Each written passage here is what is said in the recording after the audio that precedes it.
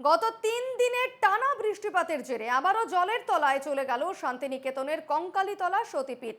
রবিবার রাত থেকেই মন্দির সংলগ্ন কোপাই নদীর জল বাড়তে থাকে। সোমবার মন্দিরের গর্ভগৃহে ঢুকে যায় জল। এদিন সকাল থেকে বন্ধ পূজার্চনা। মন্দিরে প্রবেশ বন্ধ করে দেওয়া হয়েছে প্রশাসনের তরফে। ইতিমধ্যেই পরিস্থিতি খতিয়ে দেখতে ঘটনাস্থলে উপস্থিত হয়েছেন বোলপুর ব্লকের বিডিও ও শান্তিনিকেতন থানার পুলিশ আধিকারিকরা। সেই ছবি এই মুহূর্তে আপনারা দেখতে পাচ্ছেন। কঙ্কালীতলা সতীপীঠ শান্তিনিকেতনের এবং সতীপীঠের গর্ভগৃহে পর্যন্ত জল ঢুকে গিয়েছে এবং ফলে আজকে কিন্তু পূজা অর্চনা বন্ধ রাখা হয়েছে। জল থই থই মন্দির চত্বর এবং রীতিমতো মন্দিরের গর্ভগৃহে জল ঢুকে পড়েছে এবং সে কারণে এই মুহূর্তে পুজো বন্ধ রয়েছে মন্দিরে।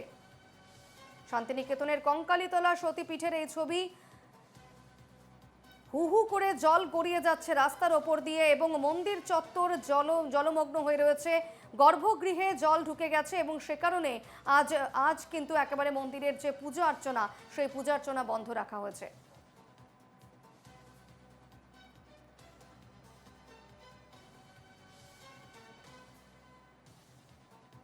গত ৩ দিনের টানা বৃষ্টিপাতের জেরে আবারও জলের তলায় চলে গেল শান্তিনিকেতনের কঙ্কালীতলা সতীপীঠ। এর আগেও আমরা দেখেছিলাম বর্ষার সময় যখনই বৃষ্টি হয়, প্রচুর বৃষ্টি হয়, তখন কিন্তু মন্দির চত্বর একেবারে জলমগ্ন হয়ে পড়ে এবং গর্ভগৃহে পর্যন্ত জল ঢুকে পড়ে। এবারও সেই তার ব্যতিক্রম হলো না। ৩ দিনের টানা বৃষ্টির ফলে, লাগাতার বৃষ্টির ফলে কিন্তু মন্দির চত্বর একেবারে জলমগ্ন এবং মন্দিরের গর্ভগৃহে এই মুহূর্তে জল ঢুকে গিয়েছে। রবিবার রাত থেকেই মন্দির সংলগ্ন কোপাই নদীর জল বাড়তে থাকে এবং সোমবার মন্দিরের গর্ভগৃহে জল ঢুকে যায়।